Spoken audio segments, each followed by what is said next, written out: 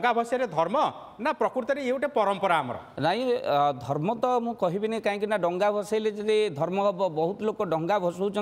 जो मैंने कि सहर रही डंगा भसौं से मैंने बापा माँ को घरे भिन्न करदेकी आसुँच बापा माँ तांकर घरे बुढ़ा बापा माँ घरे से सहर आसिकी बिंदुसागर डंगा भसौं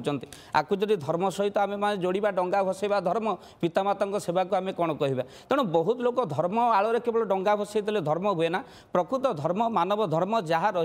आम्भे मान ताकू पालन न करी केवल केवल आम एमती कौन ना कदली पाटुंगारे डंगा भसईदेले आपको धर्म कहुए ना बहुत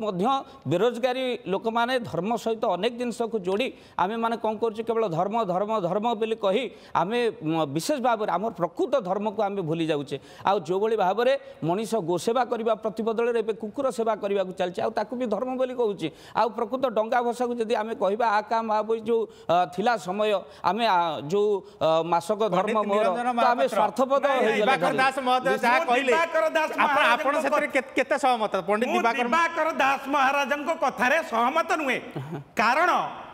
कार्तिक मास शुक्ल पक्ष पूर्णिमा तिथि रे उत्कलीय बणिक माने जाभा सुमित्रा सिंहल ए देश को यात्रा करुथिले बोईत यात्रा करुथिले ए बोईत यात्रा परंपरा सहित जोड़ी दिया जाय परंपरा भूल कहू नहीं नहीं ये परंपरा परंपरा हमें परंपरा को मन पकाउछे किंतु प्रकृत धर्म होछि जहा होछि धर्म ना होछि धर्म।